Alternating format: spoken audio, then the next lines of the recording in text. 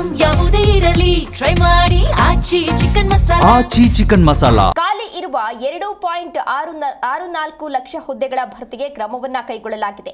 ಈಗಾಗಲೇ 40,000 ನೇಮಕಾತಿ ಪೂರ್ಣಗೊಂಡಿದೆ. ಧಾರವಾಡ ಪ್ರತಿಭಟನೆಗೆ ಸಿಎಂ ಸಿದ್ದರಾಮಯ್ಯನವರು ಸ್ಪಂದಿಸಿದ್ದಾರೆ. ಖಾಲಿ ಇರುವ 2.64 ಲಕ್ಷ ಹುದ್ದೆಗಳ ಭರ್ತಿಗೆ ಕ್ರಮವನ್ನ ಕೈಗೊಳ್ಳಲಾಗಿದೆ.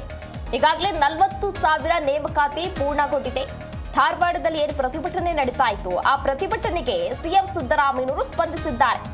ಬಿಜೆಪಿ ಕಾಲದ ಅಕ್ರಮಗಳಿಂದಲೇ ನೇಮಕಾತಿಯಲ್ಲಿ ವಿಳಂಬ ಆಗಿದೆ ಅಂತ ಹೇಳಿ ಸಿಎಂ ಸಿದ್ದರಾಮಯ್ಯನವರು ತಿಳಿಸಿದ್ದಾರೆ.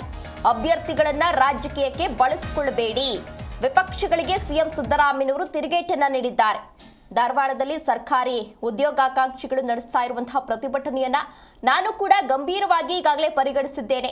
ರಾಜ್ಯದ ಸರ್ಕಾರಿ ಉದ್ಯೋಗಾಕಾಂಕ್ಷಿಗಳು ಅನುಭವಿಸುತ್ತಿರುವಂತಹ ಆತಂಕ, ನಿರಾಶೆ ಮತ್ತು ಅನಿಶ್ಚಿತತೆಯನ್ನ ನಾನು ಅರ್ಥ ಮಾಡಿಕೊಳ್ಳಬಲ್ಲೆ ಅಂತ ಹೇಳಿ ಸಿಎಂ ಸಿದ್ದರಾಮಯ್ಯನವರು ತಿಳಿಸಿದ್ದಾರೆ. ಉದ್ಯೋಗಕ್ಕಾಗಿ ಸಲ್ಲಿಸುವ ಪ್ರತಿ ಅರ್ಜಿಯ ಹಿಂದೆ ಒಂದು ಕನಸಿರುತ್ತದೆ. ಕುಟುಂಬದ ನಿರೀಕ್ಷೆ, ವರ್ಷಗಳ ಕಠಿಣ ಪರಿಶ್ರಮ ಮತ್ತು ನಾಡಿಗಾಗಿ ಸೇವೆ ಸಲ್ಲಿಸುವ ಆಕಾಂಕ್ಷೆ ಅವರಲ್ಲಿ ಇರುತ್ತದೆ. ಯುವಜನರ ಆತಂಕ, ಅಹವಾಲುಗಳನ್ನ ನನ್ನನ್ನು ತಲುಪಿದೆ. ಅವರ ಭವಿಷ್ಯ ನಮಗೂ ಕೂಡ ಅತ್ಯಂತ ಮಹತ್ವದಾಗಿದೆ. ನಾವು ಅಧಿಕಾರಕ್ಕೆ ಬಂದಾಗ 2.64 ಲಕ್ಷಕ್ಕೂ ಹೆಚ್ಚು ಸರ್ಕಾರಿ ಹುದ್ದೆಗಳು ಖಾಲಿ ಇದ್ದವು.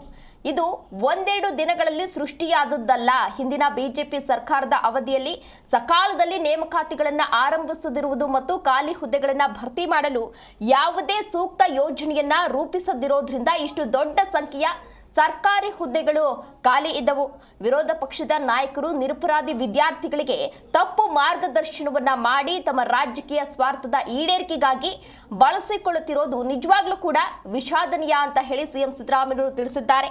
ಜೊತೆಗೆ ಉದ್ಯೋಗದ ನಿರೀಕ್ಷೆಯಲ್ಲಿರುವಂತಹ ಯುವಜನರನ್ನ ಉಜ್ವಲ ಭವಿಷ್ಯದ ಕಡೆ ಯೋಚಿಸಲು ಪ್ರೇರೇಪಿಸುವ ಬದಲು ಅವರ ಮೂಲಕ ಅಶಾಂತಿಯನ್ನ ಉಂಟು ಮಾಡಲು ಹೊರಟಿರುವಂತಹ ವಿಪಕ್ಷ ನಾಯಕರ ನಡೆ ಏನಿದೆ ಅದು ನಿಜವಾಗ್ಲೂ ಕೂಡ ಖಂಡನೀಯ. ಇಂದಿನ ಈ ದುಸ್ಥಿತಿಗೆ ಬಿಜೆಪಿ ಸರ್ಕಾರದ ಅವಧಿಯಲ್ಲಿ ಅಂದ್ರೆ 2019ರಿಂದ 2023ರವರೆಗಿನ ನೇಮಕಾತಿಯಲ್ಲಿ ನಡೆದ ಅಕ್ರಮಗಳು ಮತ್ತು ಭ್ರಷ್ಟಾಚಾರಗಳೇ ಕಾರಣ ಅಂತ ಹೇಳಿ ಸಿಎಂ ಸಿದ್ದರಾಮಯ್ಯನವರು ತಿಳಿಸಿದ್ದಾರೆ.